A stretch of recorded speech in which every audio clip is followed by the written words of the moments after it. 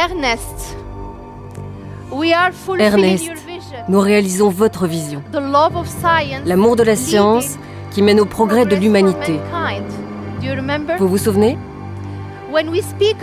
Quand nous parlons de Solvay, voici les mots qui viennent à l'esprit de chacun. Héritage, innovation, bienveillance, famille, durabilité et bien sûr l'audace. Solvay, c'est un nom gravé dans la pierre, dans nos rues et dans nos parcs. Solvay est clairement une des plus anciennes multinationales au monde. Au début, il y a un chimiste belge autodidacte. Il développe le carbonate de soude au niveau industriel. Ernest Solvay était d'abord un inventeur, ensuite un entrepreneur, puis un industriel. Et donc elle représente le succès de la petite Belgique au niveau international. En plus de 150 ans, l'entreprise familiale est devenue un empire de la chimie. Il pèse 10 milliards d'euros de chiffre d'affaires. Les décennies passent et le nom reste. La famille a quand même encore un contrôle complet aujourd'hui. Le capital incarné par la famille qui est à 50% au moins encore détenu dans les mains de la famille. Ils veulent vraiment à tout prix conserver cette idée d'un ancrage belge. La chimie de Solvay est partout dans nos vies. Dans votre journée, vous allez sans le savoir utiliser toute une série de technologies qui ont été inventées par Solvay, que ce soit dans votre smartphone, dans votre shampoing, dans votre habitation à la maison. Elle a conquis tous les marchés. Elle rend nos voitures et nos avions plus légers. Elle purifie notre eau, notre air. Elle se revendique durable. Quand on parle de durabilité, les actes comptent plus que les mots. Mais derrière l'image de la réussite, on a entendu des histoires plus confidentielles.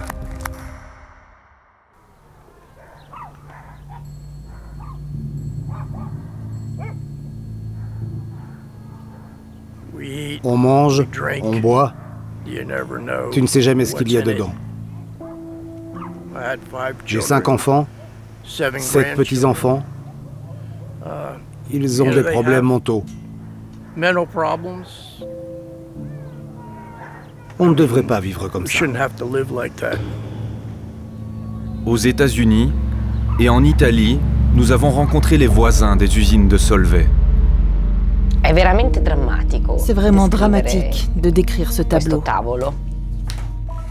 Tout le monde a le cancer dans cette famille. Le cancer devient le rythme. C'est une mauvaise cadence sur laquelle on danse. Ils dénoncent une pollution. Des produits chimiques éternels se seraient répandus dans l'air et dans l'eau. Des substances toxiques auraient contaminé les habitants.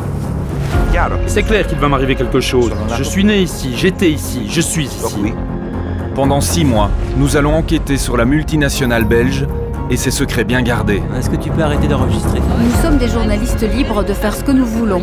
Une entreprise qui refuse de parler, qui refuse de nous donner des interviews. Nous allons tenter d'approcher les plus hauts dirigeants de l'entreprise. Je vous précise qu'il est interdit de filmer. Je suis journaliste à la RTBF et j'ai acheté une action afin de pouvoir vous poser une question. L'enjeu financier pour l'industrie est énorme. Nous pensons qu'une partie de la stratégie est très similaire à ce qui s'est passé avec l'industrie du tabac. Il crée de l'incertitude là où il ne devrait pas y en avoir. La contamination est devenue mondiale. Nous devons prendre ça comme une énorme menace mondiale pour la santé publique. Pour la première fois, nous allons tester des riverains d'une usine de Solvay. Je me demande si nous aussi, nous avons ces choses dans le sang. Des scientifiques indépendants vont nous aider à documenter la contamination. La question la plus importante, c'est est-ce qu'il y a des effets sur la santé? Investigation vous emmène dans l'ombre de Solvay.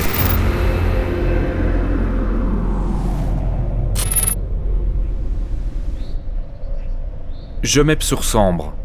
Plus de 120 ans que Solvay fait partie du décor. Dans ce village du Namurois, elle y a construit une usine, des maisons. Elle a fourni de l'emploi à des dizaines de milliers de travailleurs. Christian Le Tourneur est l'un d'eux. Il y a fait une carrière complète, 43 ans de bons et loyaux services. On est dans la cité des ingénieurs, que ça s'appelle. C'est truc résidentiel où habitent les ingénieurs de Solvay. Mais la première fois que vous êtes venu ici, c'était quelque chose d'étonnant pour vous? Je ne trouve pas, parce que c'est un peu normal chez Solvay. Des maisons identiques et confortables, à moins d'1 kilomètre du lieu de travail. Pour lui, cette cité des ingénieurs est à l'image de Solvay, une entreprise qui prend soin de ses employés. C'est Solvay qui a toujours été paternaliste.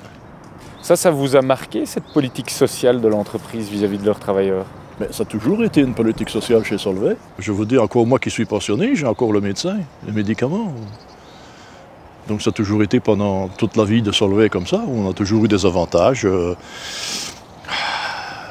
bien payés, c'est vrai, il faut le reconnaître. Quand il y avait un problème, eh bien, ils vous aidaient, vous pouviez demander de l'argent à prêter à Solvay. Vous l'aviez au départ. Hein.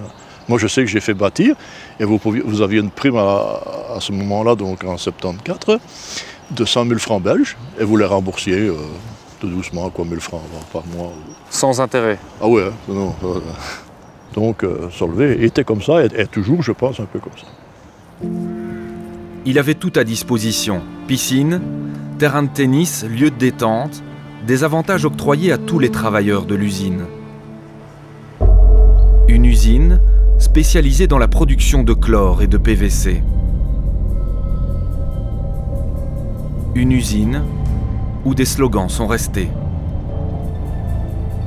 À Solvay, on disait toujours, c'est d'ailleurs tout le monde en parle, quand on entrait chez Solvay, on ne faisait pas du chocolat. Hein. Il n'y a rien de comestible chez Solvay, hein, à part le sel. On savait qu'il y avait des risques, mais bon, les risques... tu sais, quand Sénat montait dans sa bagnole, il savait aussi qu'il y avait des risques. Hein. Ce lieu garde un lourd secret. En 2006, un scandale éclate dans la presse. 21 employés de l'usine Solvay de Gemep-sur-Sambre sont décédés des suites d'un cancer ces dernières années. Ces ouvriers travaillaient dans des cellules à mercure, un métal très toxique mais dont les preuves scientifiques sont insuffisantes pour le classer comme cancérogène. Pourtant, un médecin conseil de la FGTB va monter au créneau. À un moment donné, je suis confronté à des taux urinaires de mercure qui me paraissent absolument surprenants. Grâce à Christian Le Tourneur, nous rencontrons Richie Rino, un ancien tuyauteur-soudeur.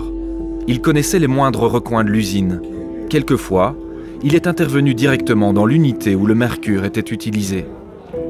Une bulle de mercure, je pas le thème dans les doigts, ça part. Et ça pénètre n'importe quelle matière, ça part à la longue, ça pénètre dedans.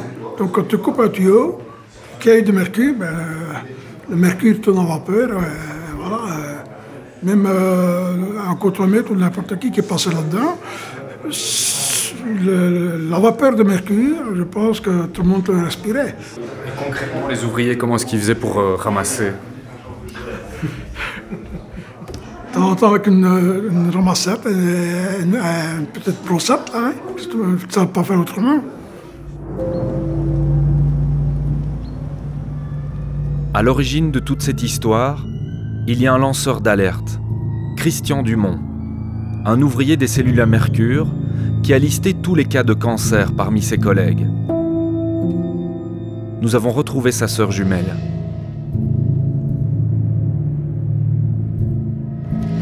Regarde, c'est ici qu'il travaillait mon frère, regarde. Tu vois? C'est une grosse usine. Il était dans le journal, tu te rends compte? Tu vois, il était comme ça. Ça allait encore, et puis il est devenu comme ça. Tu vois? On dirait un vieux pépère, hein? Ah ben oui, puisqu'il était malade, tu vois? Babia, elle a beaucoup pleuré parce qu'elle aimait bien son frère. C'est la vie qu'elle en voulait autrement, tu vois. À 54 ans, Christian Dumont est décédé des suites d'une tumeur au cerveau et d'un cancer du poumon. Un jour, il est revenu de l'usine, il est repassé chez ma mère, et alors on dit ça va? Ben oui, on est en train de ramasser du mercure. mercure. Et je dis, vous mettez des masques? Ben non, on ne saurait pas parce que la chaleur est trop importante. On ne sait pas garder un masque dans l'usine où ils étaient. Et ils ont ramassé ça à la petite cuillère, une ramassette dans un seau. Ils m'ont dit, on a fait ça, je ne sais combien de temps, moi. J'ai travaillé 8 heures dans ça, ben c'était 8 heures qu'ils respiraient ça, hein, par jour. Hein. Ils mourraient tous du cancer. Et lui s'est battu parce qu'il a dit c'est pas normal qu'il y a 20 décès dans le même service. Sur combien de personnes? 70 personnes. Et il était le 21e. Ça fait un tiers du personnel qui est décédé dans le même service. On n'a plus jamais parlé des ouvriers qui sont décédés. Et ça fait 15 ans. Et ça m'émeut, je suis contente, hein, parce que d'où il doit dire « Ah ben Ginette, je n'ai pas su parler, mais tu l'as fait pour moi. » Dans les familles des défunts, Ginette Dumont est la seule à avoir accepté une interview. Les travailleurs toujours en vie, les syndicats, plus personne ne veut rouvrir ce dossier. Une veuve qui n'a pas souhaité apparaître face caméra va nous parler par téléphone. Elle nous explique la réalité de son mari parti en même temps que d'autres collègues. Ils sont morts tous les trois, mais vraiment, sur un rien de temps. Hein. Et tous les trois de la même maladie, hein. Cancer. Hein. À partir du moment où mettiez votre vie en danger, il y avait l'argent qui tombait. Et là, ils ont tous les gars avec ça. Qu'est-ce que vous voulez dire par là? Ben, financièrement, allez, il y avait un couac, on étouffe à l'histoire et on vous donne un prévoir. Monsieur, vous savez toujours tout, hein? Oui. J'ai pas envie de plaindre, vous savez, c'est pas ça, mais c'est parce que ça fait vivre des choses qu'on a vraiment envie d'oublier. On n'oublie pas qu'elle a souffert. On n'oublie pas, et on n'oublie pas les autres non plus. Pas du tout. Mais c'est comme ça, c'est comme ça. Dans les quelques témoignages recueillis, un travailleur des cellules à mercure va nous communiquer une information jamais révélée. Pour préserver son anonymat, nous retranscrivons mot à mot ses propos. Ce qui m'a surpris, c'est que la médecine du travail défendait plus la direction que les gens qui avaient travaillé. Il disait que l'Organisation mondiale de la santé n'avait jamais reconnu les cancers dus au mercure. Et quand tout ça s'est étouffé, le médecin, cette femme-là, elle a été engagée par Solvay. Je me dis que c'est quand même bizarre. Nous avons pu recouper cette information. Cette médecin du travail était employée par un service externe à l'entreprise. Son profil LinkedIn montre qu'elle a été engagée par Solvay en septembre 2007, juste 10 mois après la sortie de l'affaire dans la presse. Aurait-elle manqué d'indépendance? Nous n'avons aucun numéro de téléphone. Nous allons remonter jusqu'à elle après plusieurs semaines. Nous allons trouver son adresse. On va vous rejouer la scène à son domicile. Nous lui montrons un article de presse avec les taux de mercure retrouvés dans les urines des travailleurs. Oui, mais ça, c'est l'article de presse. Je peux déjà vous dire que ça ne me dit rien du tout, franchement. Des taux pareils, non. En tout cas, pas à mon époque. Pourtant, nous avons pu consulter les relevés urinaires de plusieurs travailleurs. On y voit bien des taux de mercure qui dépassaient 200 microgrammes, 10 fois plus que les normes actuelles. Sur la question de son indépendance professionnelle, la réponse va être ambiguë. Les médecins du travail en Belgique n'ont pas un rôle payé par l'État. Ils sont d'office payés soit par un service externe, soit par l'entreprise. Et si l'entreprise n'est pas contente, elle va en chercher un autre. Mais on a une obligation de neutralité et de prévention pour les travailleurs. Donc je vous regarde droit dans les yeux et je vous dis que ça, je l'ai toujours fait. Après cette rencontre, notre demande d'interview est restée lettre morte. De son côté, Solvay a toujours nié toute responsabilité dans ces décès. Les taux de mercure sont parfaitement réversibles et diminuent dès que l'exposition cesse. Ce qu'il est apparu, c'est qu'il n'y avait pas en réalité de différence entre le nombre de cas de cancer parmi cette population de nos anciens travailleurs et d'autres groupes qui étaient comparables. Aucun des cancers des ouvriers n'a été reconnu comme maladie professionnelle. Depuis, Solvay a démantelé ses cellules à mercure partout dans le monde. En 2016, l'usine PVC de Jemep a été vendue à un groupe anglais. L'activité industrielle de Solvay sur le sol belge s'est fortement réduite. Et ailleurs dans le monde, Solvay est-elle impliquée dans d'autres controverses? On va passer au peigne fin plus de 130 usines, répartis dans une trentaine de pays. On a tout répertorié, cartographié très vite, des dossiers apparaissent. France, Salindre, un excès de 4 cancers du cerveau autour du pôle chimique. Bulgarie, sanctions financières à Solvay pour pollution excessive de la rivière. Au Mexique. Angleterre, aux États-Unis. En France, à Davos. Une amende de 440 000 livres sterling. Risque sanitaire. Plus d'1 200 000 $ pour avoir violé la norme de décharge dans la rivière Santiago. On trouve des rapports de contrôle, des études. Et puis il y a des sites qui font la une de la presse internationale. Rosignano. Une eau turquoise, un sable blanc, un petit bout de Caraïbes au beau milieu de la côte toscane en Italie, une plage blanchie par les rejets de l'usine voisine. Que rejette Solvay dans l'eau et dans l'air? Quels produits sortent de leur cheminée? En Europe, un document contient une première réponse. Le registre européen des polluants liste plus de 30 000 entreprises sur tout le continent. Nous avons extrait toutes les données sur la dernière décennie, année par année, substance par substance. Certaines usines de Solvay apparaissent en tête des classements des plus gros émetteurs de certains polluants. C'est une cartographie de leurs rejets en Europe. Quels sont ces produits chimiques? Et quels sont leurs impacts sur notre santé et sur l'environnement? Nous avons parcouru ces données avec la directrice de Chemsec, une ONG suédoise qui plaide pour le remplacement des produits chimiques toxiques. Je pense que c'est intéressant de voir qu'il y a de très grandes émissions de métaux lourds. Ici, d'année en année, on a le plomb. On peut voir qu'ils sont vraiment hauts dans le top. On voit la même chose ici pour différentes années avec d'autres substances comme le chrome et le cadmium, connus pour causer le cancer. Les métaux lourds sont persistants, ils ne se dégradent pas, ils sont toujours là. Devant nous, un cocktail de métaux lourds, de neurotoxiques ou encore de gaz à effet de serre. Sur les 10 dernières années, Solvay a rejeté au minimum 11 substances toxiques, voire très toxiques pour les organismes aquatiques. 5 polluants provoquent un risque avéré d'effets graves pour les organes humains. 5 sont aussi des cancérogènes avérés. Chemsec a réalisé un classement des entreprises chimiques les plus respectueuses de l'environnement. Et Solvay fait partie des derniers élèves de la classe, 44e sur 50, derrière Bayer, Dupont ou 3M. Solvay, dans notre dernier classement, est le dernier des fabricants européens de produits chimiques. Et c'est principalement dû au fait qu'ils ont 35 produits chimiques vraiment dangereux, dont les propriétés sont reconnues en Europe comme faisant partie des pires produits chimiques. Ce que nous faisons, c'est prendre la totalité de ces produits chimiques et on les divise par les revenus de l'entreprise, ce qui nous permet de comparer les entreprises entre elles. S'ils sont si mal classés, c'est parce que nous n'avons pas accès à certaines informations. Par exemple, sur d'éventuels nouveaux produits renouvelables, ou sur la date de sortie des pires produits chimiques.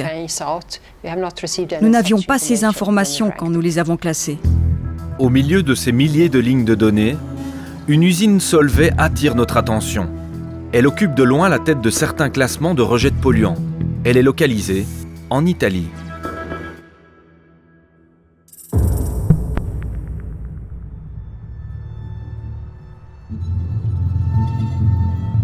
Spinetta Marengo. C'est un village de 6000 habitants, à côté d'un pôle chimique de 1000 travailleurs. Sur cette terre du nord de l'Italie, à 1 heure de route de Milan, un mal étrange rôde depuis des décennies. C'est une zone invivable. Le poison dans l'air ne disparaîtra jamais parce qu'il est là depuis trop d'années.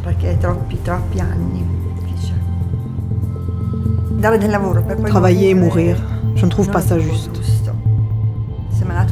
Mon père a été malade, ma nièce, ma sœur a été opérée des poumons et mon frère lui aussi a subi une opération du côlon.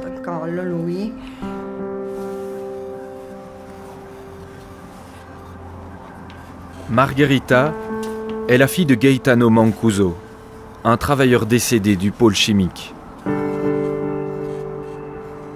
À chaque fois que je viens, c'est toujours une émotion parce que je les vois toujours ici. C'est aussi un devoir. J'espère que là où ils sont, ils ne souffrent plus. Et basta. Insomma, che dove adesso non soffrono più e basta. Toute sa famille a été touchée par des maladies inexpliquées. Margherita n'échappe pas à la règle. Je me suis mariée et nous voulions des enfants, moi et mon ex-mari. Et malheureusement, ça ne s'est pas réalisé parce que j'ai eu des fibromes et j'ai dû subir une opération. Finalement, j'ai perdu 5 enfants.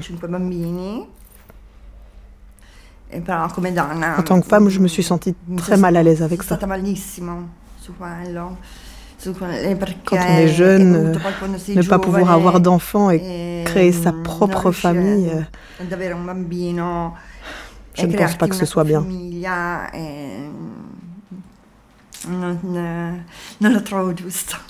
Je ne trouve pas ça juste. C'est indescriptible. Solvay est arrivé ici il y a plus de 20 ans. En 2002, l'entreprise belge achète Ausimont, l'ancien nom de cette usine vieille d'1 siècle. On y a produit des acides et du chrome. Un poison proche du village et de ses habitants.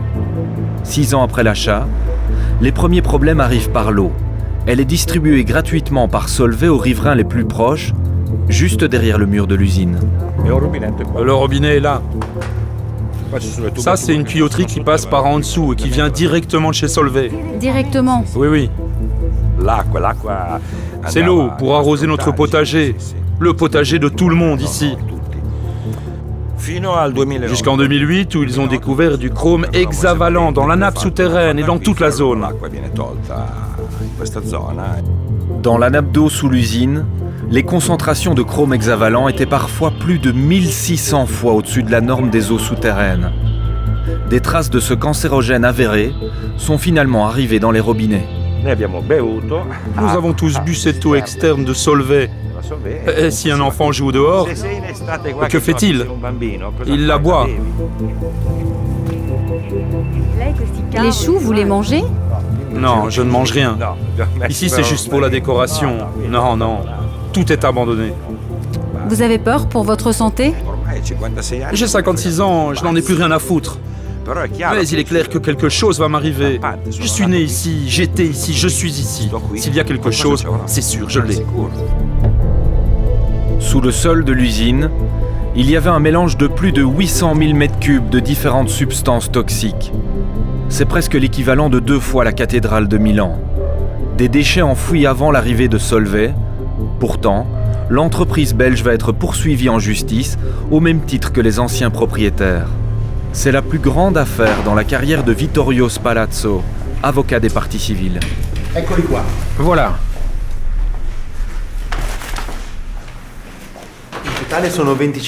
Au total, il y avait 25 000 pages. Il y avait même une salle entière au tribunal qui contenait toutes les pièces du dossier du premier procès. Un méga procès environnemental. Plus de 90 personnes se sont constituées partie civile. L'affaire a débuté en 2008, le procès a duré 11 ans et est allé jusqu'à la Cour suprême italienne. Au final, Solvay et 3 de ses directeurs ont été condamnés.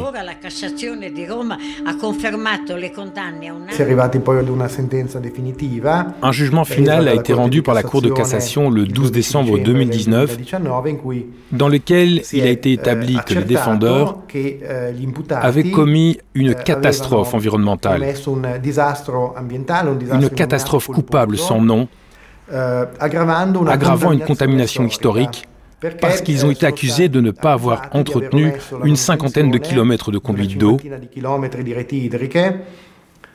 qui laissaient s'échapper de l'eau.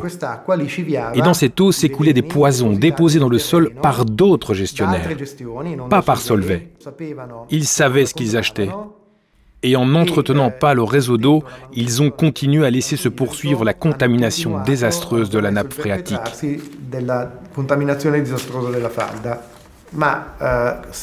Mais si Solvay dit qu'elle n'a pas aggravé la contamination, elle peut dire ce qu'elle veut, elle est contredite par un jugement définitif. La Cour de cassation confirme la négligence de plusieurs dirigeants de Solvay, dont le responsable environnement. Karimati était clairement conscient de la grave contamination du site et de la zone environnante et avait omis de proposer ou d'effectuer les travaux appropriés pour contenir ou réduire la pollution.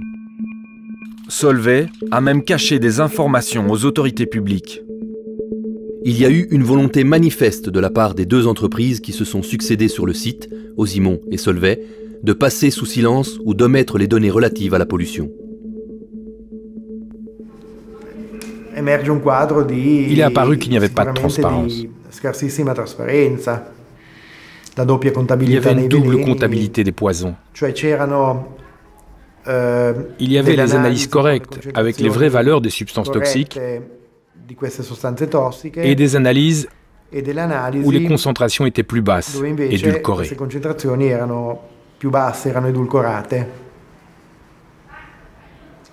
Et ils utilisaient lesquels? Le deuxième.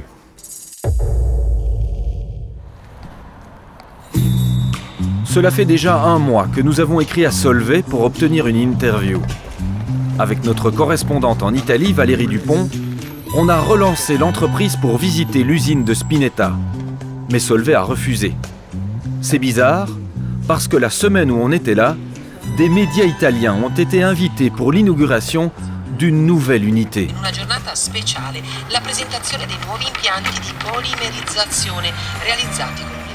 Et ils ont pu rentrer dans l'entreprise apparemment. On a donc retenté notre chance auprès du directeur de la communication en Italie. Alors, on essaie d'appeler...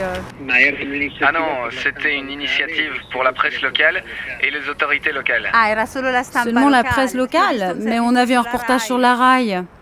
Oui, la RAI locale du Piémont. Je peux vous dire que ce n'est pas possible parce que nous avons décidé de ne vous répondre que par écrit. Pas d'interview. Les seuls visages de Solvay que nous allons rencontrer, ce sont les Rangers, le service de sécurité privé de l'usine. Ah, bonsoir. Nous sommes curieux, vous travaillez pour quelle télévision? La télévision belge. Ah, belge. Notre présence est vite signalée. J'ai travaillé ici pendant 20 ans. J'y retournerai tout de suite. Vous avez travaillé là? Oui, oui. C'est une des meilleures entreprises dans laquelle j'ai travaillé. C'est une très belle entreprise avec des gens sérieux et responsables. Avant, la chimie, ça faisait peur, mais maintenant, la chimie, c'est de la bonne chimie. Derrière les murs de cette usine se cache la poule aux œufs d'or de Solvay, les polymères spéciaux. Ce sont des composants légers et ultra résistants. On les utilise dans l'automobile, l'aéronautique, les batteries ou encore l'électronique. Les polymères spéciaux représentent aujourd'hui la plus grande part du chiffre d'affaires de Solvay, plus de 2 milliards d'euros annuels. Nous avons retrouvé en Belgique celui qui avait amorcé le virage. Monsieur Polymères Spéciaux, c'est lui, Alois Mikkelsen. De 1998 à 2012, il va occuper les plus hautes fonctions de l'entreprise. Votre lieu de travail ici. D'abord comme CEO et ensuite comme président du conseil d'administration. L'ancien patron de Solvay a réorienté la multinationale vers les polymères il y a déjà plus de 20 ans. Et je me suis rendu compte que le monde était en train de changer. Et j'avais toujours été frappé par l'automobile, en me disant l'automobile change tous les 10 ans. Et c'est peut-être le secteur économique qui a le changement le plus rapide. Et quand il y a changement, signifie qu'il y a croissance. Et quand il y a croissance, il y a bénéfice. On peut dire que vous aviez du flair? Je pense. Je veux être modeste. J'avais du bon flair, oui. Ça a été très rentable, tout ça. C'est-à-dire? On gagnait de l'argent. Polymères Spéciaux a toujours été l'activité la plus rentable de Solvay. Au début des années 2000, Alois Mikkelsen va propulser Solvay parmi les leaders mondiaux des polymères spéciaux. Il négocie l'achat d'Ausimont. À l'époque, c'est la plus grande acquisition de la multinationale pour 1,3 milliard d'euros. Il occupait donc le plus haut poste quand l'usine de Spinetta est devenue la propriété de Solvay. Est-ce que vous vous souvenez de l'achat de l'usine de Spinetta Marengo en 2002 et pourquoi cette usine intéressait Solvay? Je ne me souviens plus. Qu'est-ce que c'était en fluor? Oui, en fluor. Oui, hein. Ça faisait partie d'Ausimont, oui, non? d'Ausimont, oui. Moi, je ne suis plus ces détails-là, je n'allais plus là-dedans. Mais je sais que c'était une usine avec des problèmes environnementaux, oui. Non? Oui, oui. Maintenant, on s'aimerait bien un petit peu. Oui. Donc, au moment où vous achetez l'usine, vous êtes au courant qu'il y a des problèmes environnementaux? Je pense peut-être un peu, mais sans gravité. Je sais que peut-être j'avais entendu parler de ça. Mais si on avait considéré ça comme étant important, bien sûr, on n'aurait pas conclu tout de suite la vente ou l'achat, non. Donc ici, il y a des documents de justice qui démontrent qu'au moment où vous êtes en poste, le responsable environnement de l'usine n'a pas fait son devoir. J'étais plus là quand tout ça est venu. Ah si, à ce moment-là, vous étiez en poste. En 2004-2005, vous étiez en poste. Oui, d'accord, mais enfin, on a effectivement, mais tout n'était pas clair déjà à ce moment-là. Mais quand tu fais des choses pareilles ou quand des choses pareilles arrivent, ça prend du temps. Hein. J'avais des gens autour de moi qui s'occupaient de ça et qui s'en occupaient très bien. Ce jugement montre que Solvay était au courant et n'a pas agi en conséquence. Donc, plutôt que de stopper la contamination, c'est ce qui est mis ici dans le jugement.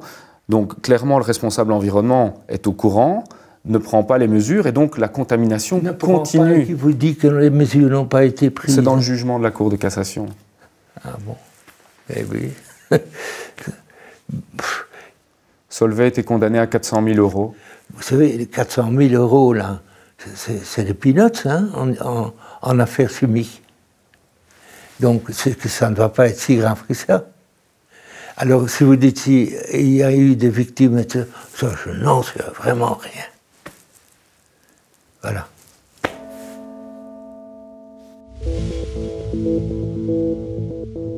Solvay nous a finalement envoyé des réponses par mail.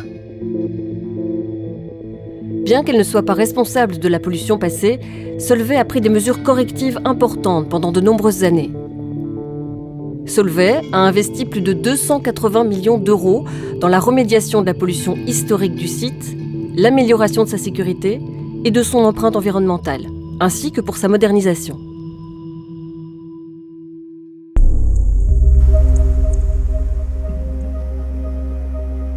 Derrière les messages de communication, il y a une autre réalité. Solvay continue à rejeter d'autres substances dans l'air et dans l'eau de Spinetta. Une pollution nouvelle que des scientifiques essayent de documenter. C'est le cas de Sara Valsecchi. Depuis plus de 10 ans, elle surveille la rivière Bormida, 1 kilomètre à l'est de l'usine. Ça, c'est le point de décharge direct de Solvay dans la rivière. Ça vient de chez eux, alors ils en sont forcément responsables. Depuis 2008, son équipe vient prendre des échantillons des eaux de rejet de Solvay. Nous les collectons et nous les analysons pour vérifier quels sont les composés perfluorés qui sont rejetés par Solvay en ce moment. Il s'agit principalement de PFAS et donc d'une traçabilité certaine de leur production. Les PFAS, retenez bien ce nom étrange, car ces composés perfluorés sont à la base des polymères de Solvay. On vous explique. Les PFAS sont des produits chimiques inventés par l'homme. Ils résistent aux très hautes températures. Ils peuvent repousser l'eau. On les retrouve dans notre quotidien, dans nos vêtements, nos ustensiles de cuisine, nos emballages, nos cosmétiques, nos voitures, nos avions, nos mousses anti-incendie. Ces molécules sont tellement stables qu'on les surnomme les produits chimiques éternels. Ils s'accumulent dans la chaîne alimentaire et sont extrêmement persistants. Leur durée de vie dans l'environnement peut aller jusqu'à plusieurs centaines d'années. Les PFAS sont une grande famille d'environ 5000 substances. Certaines sont des perturbateurs endocriniens et des cancérogènes suspectés. Parmi les plus connus, le PFOA, utilisée par Solvay à Spinetta jusqu'en 2012. 10 ans après l'arrêt de son utilisation, Sara Valsecchi en retrouve toujours dans l'eau de rejet. C'est parce qu'ils utilisent les eaux souterraines qui sont contaminées par le PFOA. Je sais qu'ils passent par des systèmes de purification qui ne sont probablement pas efficaces à 100%, donc d'une manière ou d'une autre, le PFOA arrive quand même ici. Alors qu'on parlait PFAS au bord de la rivière, on a reçu de la visite. Les Rangers viennent nous contrôler sur un espace public. Est-ce que tu peux arrêter d'enregistrer, s'il te plaît? Non. Quel est le problème? Quel est le problème? Nous sommes ici parce que vous êtes sur une propriété... Enfin, c'est le point de rejet. Alors, on a été bien gentils jusqu'à présent. Ouais. Moi aussi. Mais nous n'avons pas à vous expliquer ce que nous sommes en train de faire. Ok, on fait seulement de la surveillance. On surveille le point de rejet. Nous respectons votre travail de surveillance, mais nous sommes des journalistes libres et nous faisons ce que nous voulons tant que nous ne sommes pas sur le territoire privé de l'entreprise, ce que nous n'avons pas fait. Ça va? À bientôt. Il faut pas déconner quand même. Attends, une entreprise qui refuse de parler, qui refuse de nous donner des interviews et qui en plus... T'envoies leur sbire. Si vous voulez, on s'en va et on va à un autre endroit. Hein. Depuis, on a eu l'étrange sentiment d'avoir été suivis. À plusieurs reprises, le service de sécurité nous a pris en filature. Solvay semble redouter ces prélèvements scientifiques indépendants. Un des premiers à les avoir initiés, c'est Claudio Lombardi, ancien échevin de l'environnement.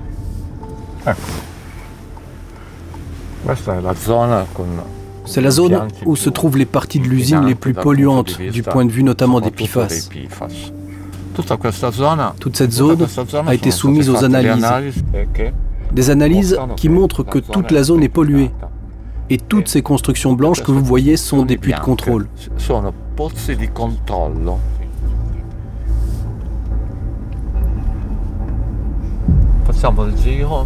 On va faire le tour des deux rues. C'est ici qu'on trouve les habitants les plus malades.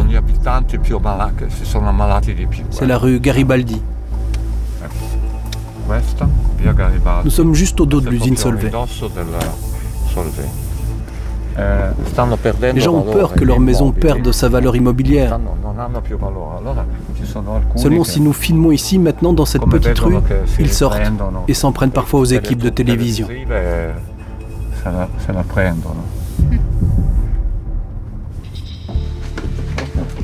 Cet ancien échevin a un parcours atypique. Claudio Lombardi est passé par la Formule 1. C'était le directeur sportif de l'écurie Ferrari au début des années 90. Cet ingénieur en sport moteur, c'est le caillou dans la chaussure de Solvay, car il connaît tous les chiffres de cette nouvelle pollution. Pendant son mandat, il a même rencontré les responsables de l'entreprise belge.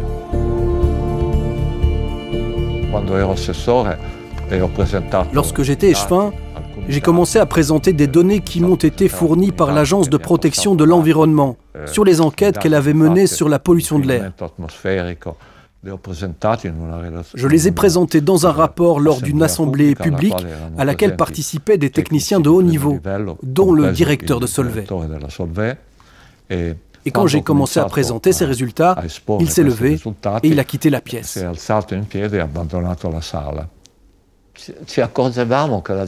Nous nous sommes rendus compte que beaucoup de personnes continuaient à tomber malades et étaient même atteintes par des pathologies cancéreuses.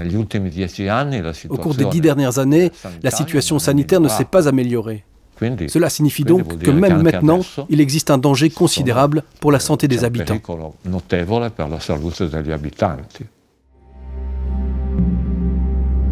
Le mal invisible ne semble pas avoir quitté Spinetta. Des destins continuent à être bouleversés. Alice Lenaz a vu plusieurs de ses proches touchés. Mon père a commencé à un moment donné à avoir du mal avec les escaliers. Ma tante, notre voisine d'en face, qui vit dans la même rue, elle avait aussi cette fièvre qui ne disparaissait jamais. Et ils ont décidé de faire des tests plus ou moins au même moment. Donc les résultats sont arrivés en même temps à nos familles, le même jour. Donc j'arrive à la maison. Je me souviens que ma mère m'a dit que les résultats étaient arrivés. Papa a un cancer. Va voir ton cousin et passe un moment avec lui. Et puis ce soir, on en parle. Donc je vais chez mon cousin, il ouvre la porte, on était tous les deux blancs. Et il m'a dit, vous avez appris? Et je lui ai dit, oui, j'ai entendu. Je parlais de mon père, mais lui, il parlait de sa mère. Car mon père a été diagnostiqué avec un cancer et sa mère avec une leucémie myéloïde aiguë. Par miracle, ma tante est toujours en vie. Mon père est mort. Depuis 2015, il était atteint d'un cancer du rein. On faisait le tour du cancer à l'hôpital. Je vais d'abord voir papa, puis tant que j'y suis, je vais voir ma tante et notre ami de la famille qui a quelque chose au ventre. Je lui rends visite dans le même service que ma tante. En revenant, je vais à l'hospice, qui est l'hôpital pour les malades en phase terminale. Alors je dis au revoir à une quatrième personne et je rentre chez moi. Je vous laisse imaginer quand vous rentrez chez vous. Quelle perception du monde vous avez. Tout le monde a le cancer dans cette famille. Le cancer est devenu le rythme. C'est une mauvaise cadence sur laquelle on danse. Ce témoignage n'est pas juste une impression subjective. Fin 2019, une étude épidémiologique a donné raison à ses habitants. Elle a analysé les personnes vivant dans un rayon de 3 km autour de l'usine Solvay. Elle a listé toutes les pathologies en collectant les données d'admission à l'hôpital entre 2001 et 2017. Elle a ensuite comparé cette population avec celle de la ville voisine d'Alessandria, située à plus de 3 km. Les chiffres sont édifiants. À Spinetta, les habitants font face à une augmentation du risque de développer une tumeur au foie, un cancer du rein, de l'hypertension, des maladies respiratoires. Et ce n'est pas tout.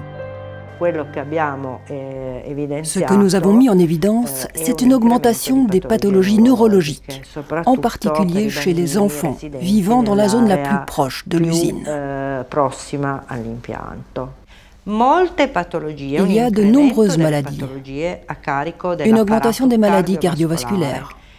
C'est très important, très significatif, parce qu'on sait que les perturbateurs endocriniens, en particulier les PFAS, une de leurs actions est de dérégler l'organisme. Et c'est justement d'augmenter le cholestérol. Toutes ces augmentations que je mentionne sont des valeurs statistiquement significatives. Cette étude ne démontre pas encore de lien de cause à effet entre les produits chimiques de Solvay et les maladies. Pour ça, il faudrait tester les habitants. Ça n'a jamais été fait.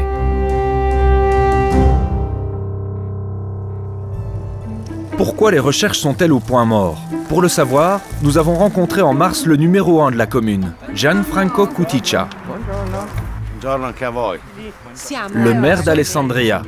C'est lui, juste là, qui coupait le ruban lors de la dernière inauguration chez Solvay. Il a bien voulu nous parler de Solvay, mais à une seule condition, faire l'interview dans le musée de Napoléon à Marengo. Il veut faire la promotion du tourisme, alors que nous, on souhaite lui parler des problèmes sanitaires.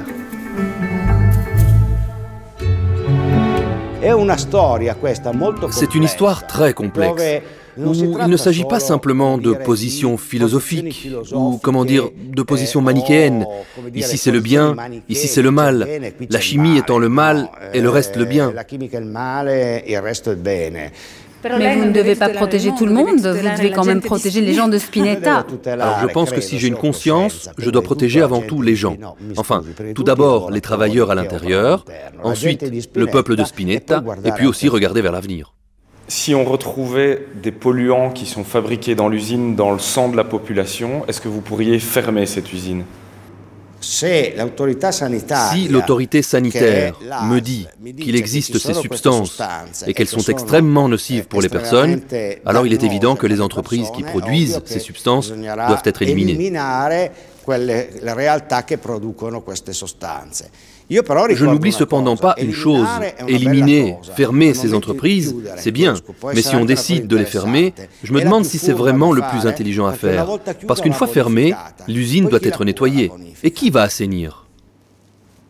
3 mois après cette interview, le maire va perdre les élections. Depuis l'étude épidémiologique, les autorités publiques n'ont jamais réalisé de prise de sang sur la population. Alors nous, on a décidé de les faire.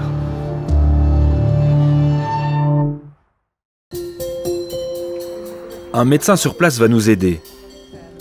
Rosie Gatti, c'est le genre de femme engagée. C'est elle qui va réaliser les prises de sang. Et chaque volontaire va remplir un questionnaire. Vos habitudes alimentaires, est-ce que vous consommez du poisson ou des fruits de mer? Du poisson, oui, 1 fois par semaine. En tant que docteur, je veux que mes patients, tous les patients, soient en bonne santé. Donc je ne veux pas qu'ils soient malades. S'il y a quelqu'un qui provoque volontairement une maladie ou fait en sorte que les gens ne sachent pas ce qui ne va pas, si je peux faire quelque chose pour éviter d'autres dommages ou si je peux faire quelque chose pour que l'entreprise arrête de faire du mal, en tant que médecin, femme et citoyenne, je ne vois pas pourquoi ne pas aider. Disponibilité totale et complète sur tout. Cela vaut toujours la peine de se battre pour quelque chose de bien dans ce monde. Pendant plusieurs jours, du sang va être prélevé chez plus de 50 habitants. Avez-vous travaillé à l'usine Solvay de Spinetta Marengo ou quelqu'un de votre famille a-t-il travaillé pour Solvay? Mon papa y a beaucoup travaillé. Je me suis toujours demandé si nous avions ces substances dans notre sang. Alors, j'ai eu cette opportunité. J'ai dit que c'était une bonne occasion de savoir, de vérifier, parce que je suis née ici. J'ai toujours été là. Alors, je me demande si nous aussi, nous avons ces choses dans le sang. Au total, nous avons récolté les échantillons d'une 30aine de personnes dans les rues proches de l'usine et 20 personnes supplémentaires à plus de 3 km de là, à Alessandria. Elles serviront de groupe témoin. Pour réunir autant de monde, nous avons eu aussi l'aide d'un comité local, le Comitato Stop Solvay.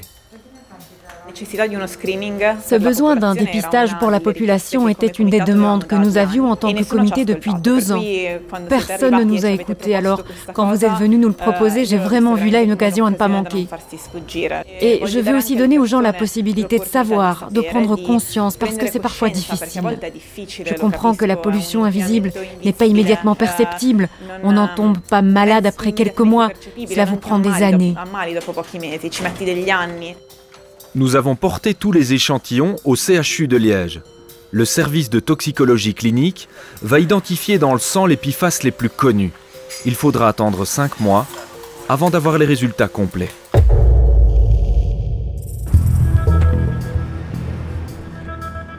Depuis le début de l'enquête, nous avons envoyé 7 mails à l'entreprise pour demander une interview. Sans succès. On a donc décidé d'aller chercher des réponses lors de l'Assemblée générale des actionnaires. On était clairement attendus. Un service d'ordre va fouiller nos sacs. Nos caméras sont mises de côté, interdiction de filmer. Nous allons utiliser nos smartphones. Et on s'installe pour assister à la grand-messe de la multinationale. Les dirigeants jouent clairement la carte de la durabilité et de l'éthique. Quand on parle de durabilité, les actes comptent plus que les mots. Et assurer la sécurité, c'est une question de solidarité, d'éthique et d'écoute. Nous voulons que nos employés rentrent chez eux chaque jour sains et saufs. La santé et la sécurité de nos employés et communautés restent notre première priorité. Le directeur juridique va nous adresser un message clair. Donc, je vous précise qu'il est interdit de prendre des photos, de filmer ou d'enregistrer le déroulement de cette assemblée, y compris avec votre smartphone. Bon, on ne l'a pas vraiment écouté. Car c'est du jamais vu dans une assemblée générale de Solvay. Nous avons acheté une action, ça nous donne le droit de poser une question. Après 4 heures d'attente, c'est enfin notre tour. Merci, bonjour, je m'appelle Emmanuel Morimont, je suis journaliste à la RTBF et j'ai acheté une action afin de pouvoir vous poser une question. Question qui concerne, vous en avez parlé, votre usine de Spinetta Marengo en Italie. Il faut savoir qu'on s'est rendu dans ce village où nous avons rencontré des citoyens inquiets. Il faut savoir qu'une étude épidémiologique leur a donné raison. Exemple, quelques chiffres.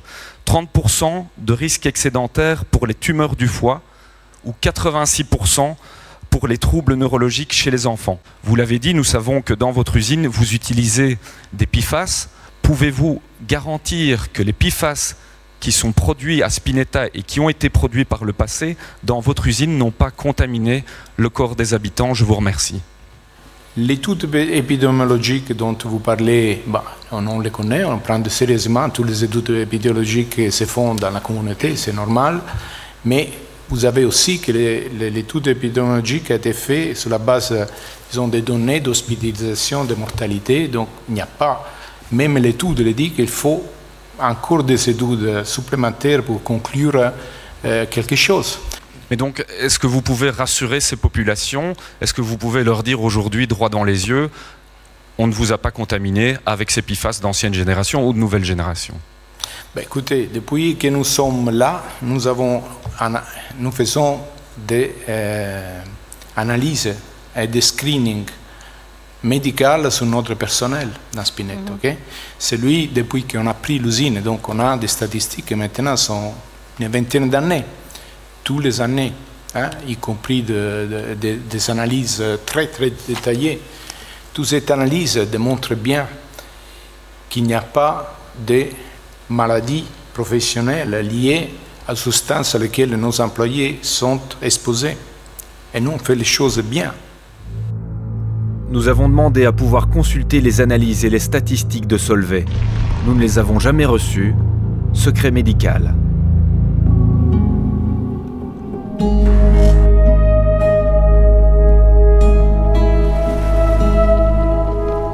Les produits chimiques éternels de Solvay ne se sont pas arrêtés aux frontières de l'Italie. La pollution invisible s'est exportée de l'autre côté de l'Atlantique. J'ai déjà pêché plein de gros poissons ici. J'ai vu beaucoup de trucs bizarres sur cette rivière. Je peux te le dire, c'est trop pollué. Tout le monde sait que si on mange quelque chose de cette rivière, on devient malade.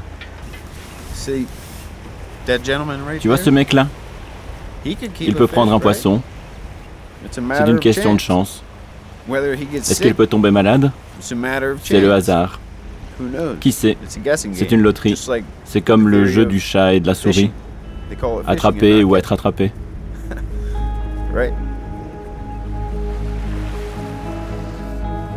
Nous sommes sur la Delaware River, une rivière américaine qui parcourt 4 États. C'est aussi une source primaire d'eau potable. Il y a 15 ans, une équipe de scientifiques basée dans le New Jersey découvre une substance chimique dans le fleuve, le PFNA. C'est un autre PFAS bien connu. Les concentrations sont très élevées. Au début, j'ai cru que c'était une erreur du labo. Mais après, on a repris un échantillon et on a vu que c'était correct. C'était bel et bien rejeté dans la rivière. Donc j'étais vraiment surpris. On a commencé à travailler, à en parler autour de nous et à partager cette information avec toutes les parties prenantes. En 2007, il s'agit du plus haut taux de PFNA jamais mesuré au monde. Cet eau est prélevée à quelques kilomètres en aval d'une usine de polymères à West Deptford. Elle appartient à Solvay. L'étau va se resserrer, car toutes les criques aux alentours sont touchées. Et les compteurs vont continuer à s'affoler. Dans les rejets de l'usine, mais aussi dans les eaux souterraines du site, les concentrations sont encore plus fortes. La pollution est telle que le PFNA contamine aussi le réseau d'eau publique de la ville voisine de Paulsboro. En 2014, on est plus de 11 fois au-dessus de la norme actuelle de l'État. Les PFAS se sont donc retrouvés dans l'eau potable des habitants et les mêmes questions sur la santé reviennent.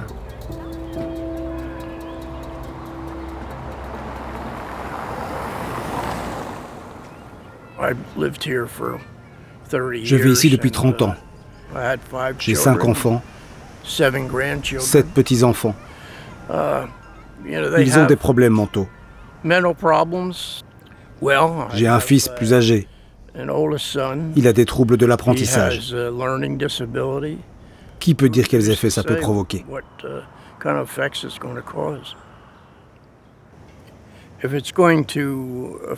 Si ça impacte ta santé,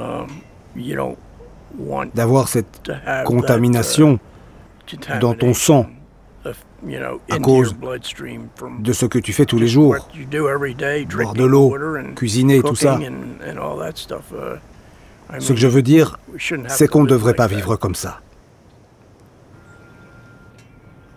La fille de Jim Stewart vit sous le même toit avec ses jeunes enfants. Solvay a annoncé ne plus utiliser du PFNA depuis 2010. Nous avons décidé d'analyser l'eau potable de la cuisine. Malgré le filtre installé par la famille, elle contient toujours ce PFAS, au-dessus de la norme fixée par l'État. Faites-vous confiance à Solvay? Non. Pas vraiment.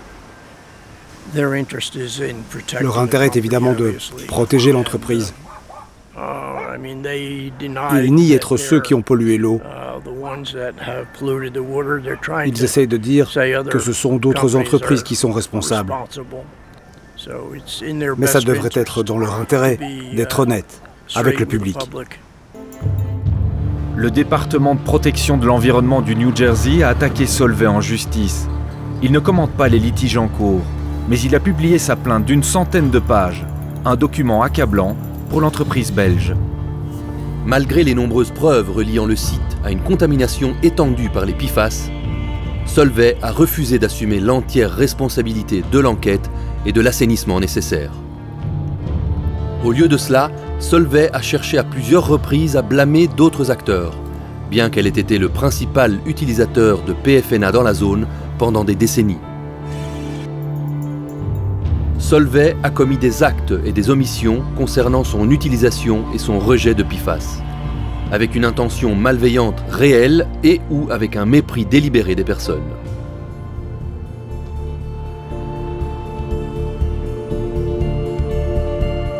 Ici, les autorités publiques sont allées plus loin pour protéger la population. Ils sont en train de faire une étude sur le sang des habitants de Paulsboro, parce que les gens qui vivent ici ont un niveau de PFNA plus élevé dans leur sang par rapport à l'extérieur de cette région. Tracy Carluccio fait partie d'une association environnementale. Elle milite pour plus de transparence, car Solvay continue à cultiver le secret. Avant même d'avoir éliminé les PFAS les plus connus de sa production, l'entreprise belge en a utilisé d'autres. Des substituts qui n'apparaissent sur aucun radar car ils ne sont pas réglementés. Maintenant, il y a un autre produit chimique qui est utilisé par Solvay et qu'ils gardent secret. Et ils savaient qu'il avait des propriétés toxiques, mais ils ne l'ont pas dit à l'Agence de protection de l'environnement quand ils ont demandé la permission de l'utiliser. Et le résultat, c'est que ça s'échappe dans la communauté. Et les gens sont en train de boire cette eau maintenant. Donc c'est une injustice absolue. Les gens ici ont découvert qu'ils buvaient cette eau depuis des décennies avec un produit chimique lié à des problèmes de santé publique. Ces problèmes ont été jetés sur ces gens sans qu'ils n'en sachent rien. Ils sont devenus le symbole dans le New Jersey d'une urgence de l'eau, d'une crise qui devrait être résolue. Ce produit chimique de remplacement, c'est l'ADV. Un PFAS qui serait aussi toxique et persistant que les précédents, et Solvay le savait. Cette découverte, on la doit à un journaliste américain d'investigation. Ryan Felton est parvenu à déclassifier des documents internes du groupe belge auprès de l'Agence de protection de l'environnement. On y voit des études payées par Solvay où des scientifiques ont testé l'ADV sur des rats de laboratoire. Les résultats dans le foie observés à toutes les doses, il y en avait 3, étaient une indication claire d'un effet toxique de l'élément testé sur cet organe, donc le foie. Donc ils connaissaient la toxicité de cette substance et ils ont continué à l'utiliser pendant des années? Oui, sur base des documents qui ont été rassemblés sur ce composé particulier, ils l'utilisent depuis très longtemps. Pendant la majeure partie des 15 dernières années, la société connaissait ces études. Elle ne les a pas rendues publiques jusqu'à ce que ces documents aient été publiés par moi-même et d'autres journalistes qui s'intéressaient au dossier. L'entreprise belge a même commencé à tester ses propres employés. Depuis 10 ans, l'ADV est entré dans le sang des travailleurs. Ils l'ont trouvé et ont continué à l'utiliser. Et ils continuent à le trouver dans le sang des travailleurs au fil du temps, selon l'étude qu'ils ont sortie. Donc ça montre que si on ne réglemente pas les PFAS de façon significative, une entreprise peut juste mettre un nouveau PFAS à la place d'un ancien. Personne n'en sait rien. Mais chaque fois qu'un nouveau PFAS est utilisé, il semble qu'il présente toujours des risques pour la santé.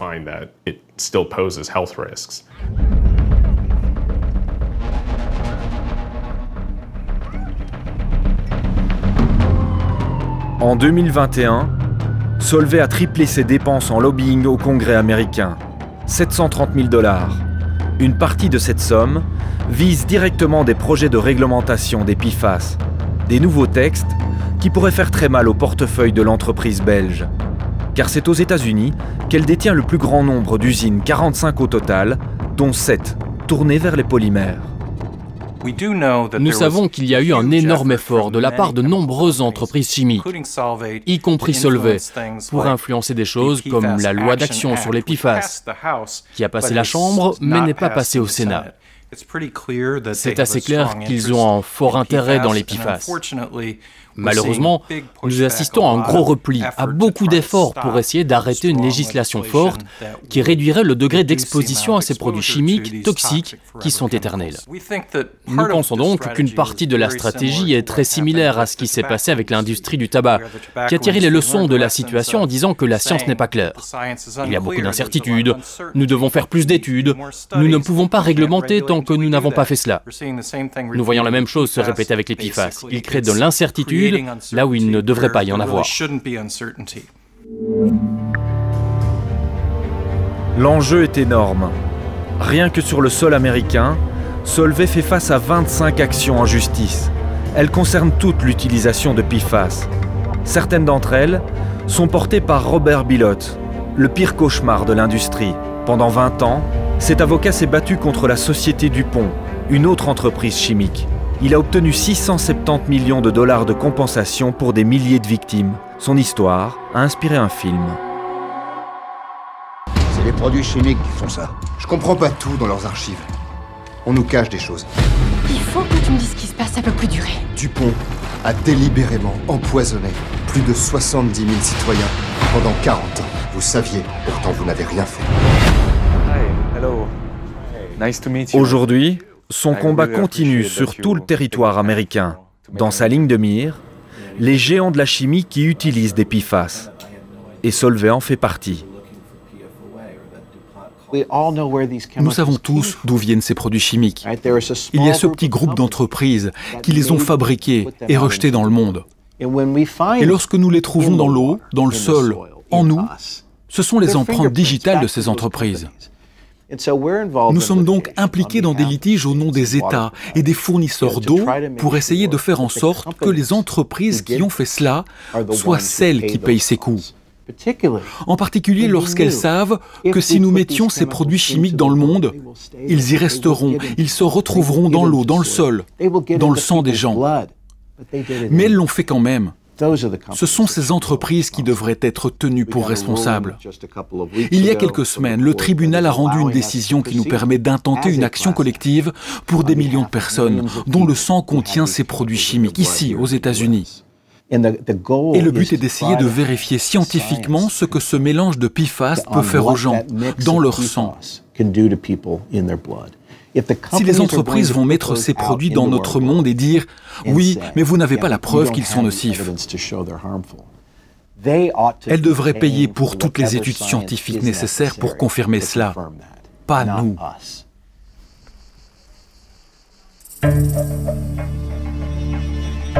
Cinq mois ont passé depuis notre premier voyage en Italie. On a fixé rendez-vous à Sara Valsecchi. La scientifique va nous partager les résultats de ses dernières analyses. Dans les eaux de rejet de l'usine, elle retrouve un concentré de nombreux PFAS dont on vous a parlé. Une sorte de signature de Solvay. La substance ayant la plus forte concentration, c'est ce mélange d'ADV. Je pense qu'environ 65% de tous les PFAS, c'est ce mélange d'ADV. Puis, on a retrouvé aussi presque un demi-microgramme de C6O4. Et le PFOA est également toujours présent dans le rejet des eaux, bien qu'il ne l'utilise plus, d'après ce que je sais. Pouvez-vous absolument confirmer que les nouveaux PFAS ont des caractéristiques similaires aux anciens et s'accumulent de la même manière? Oui, nous pouvons absolument confirmer que les nouveaux PFAS, qui ont des caractéristiques similaires aux anciens, se comportent et s'accumulent de la même manière. Au point de décharge de l'usine, il y a donc toujours du PFOA, l'ancien PFAS. Mais il y a aussi les PFAS de remplacement, comme le C6O4 et l'ADV. Ces composés sont arrivés dans les poissons de la rivière, dans les œufs et parfois dans le lait de vache produit localement. Alors il reste une seule question. Ces produits chimiques éternels ont-ils contaminé les habitants de Spinetta ?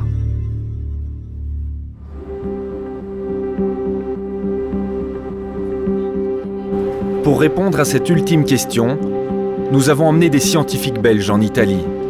Ce sont eux qui ont analysé le sang des habitants. Pendant plusieurs mois, ils ont peaufiné leur rapport. C'est le grand jour, celui de la présentation des résultats. Dans la salle paroissiale du village, nous avons réuni les volontaires de la prise de sang. On a revu Claudio, l'ancien ingénieur, et d'autres témoins de notre enquête. Ils sont impatients de savoir.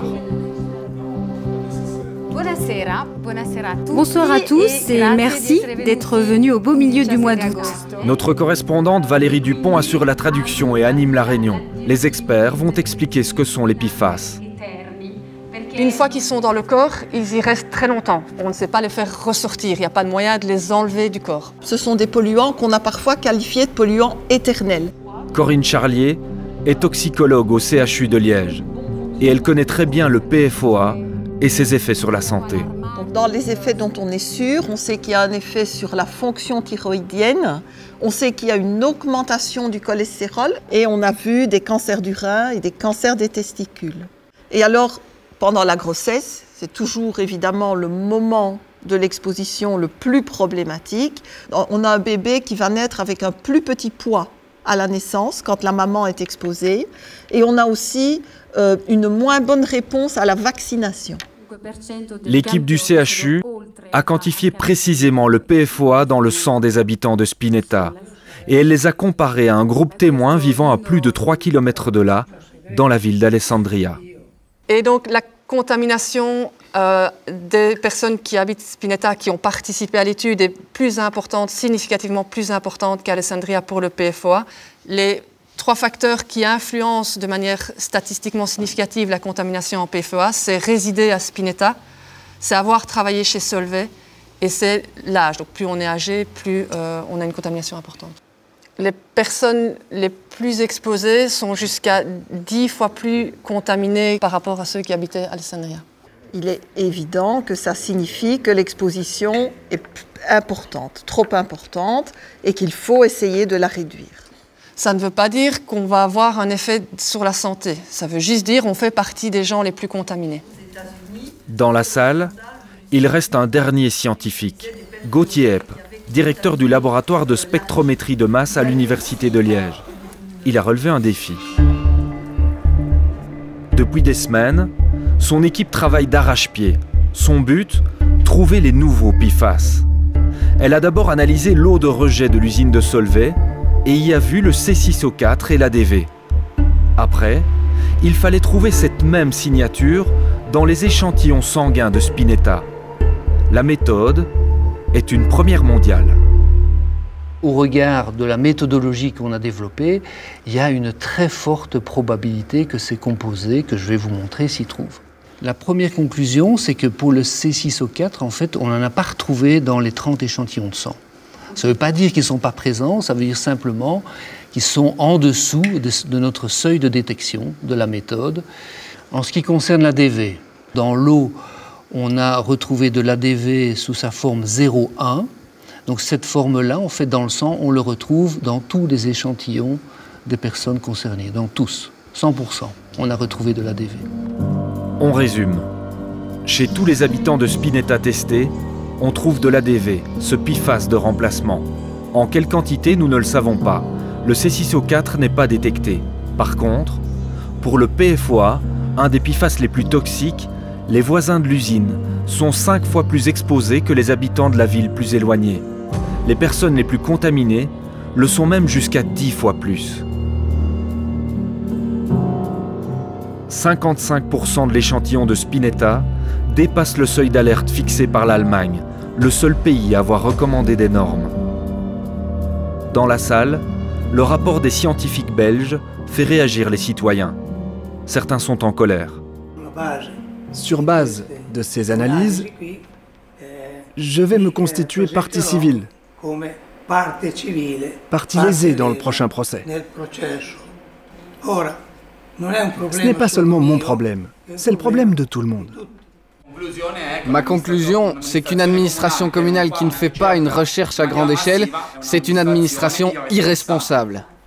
Je tenais pour acquis qu'en tant que citoyen d'un pays démocratique, je devais savoir ce qu'il produisait devant chez moi. Je ne savais pas qu'une entreprise chimique comptait davantage pour l'État que la santé d'un citoyen. Ça vous fait peur d'entendre ces choses? Un peu, oui. Un peu, oui. Parce que de toute façon, on a grandi à Spinetta. Et donc penser que pour ma santé, je dois partir, cela me rend malade.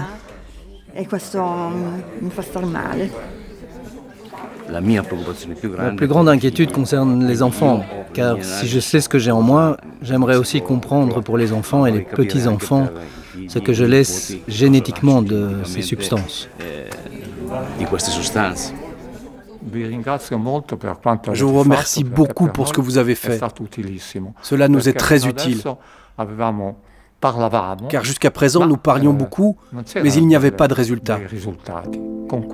Avec ces résultats, nous sommes beaucoup plus forts. Notre bataille peut commencer.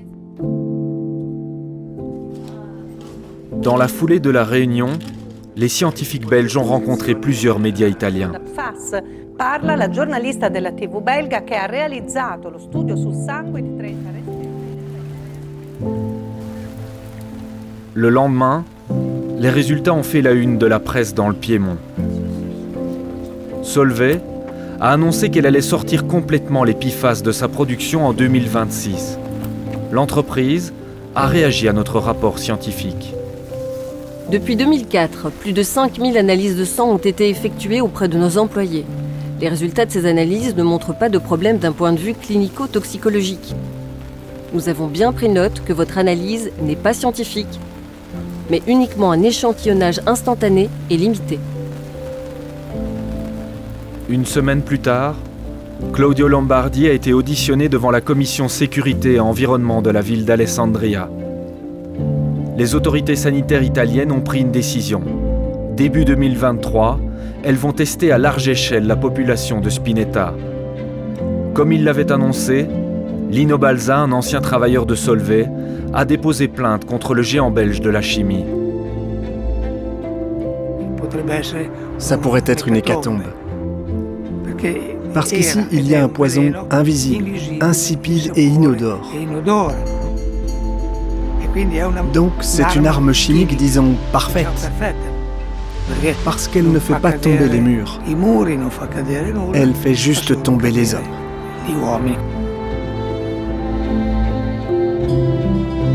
Il est impossible de dire quels seront les effets sur la santé des riverains.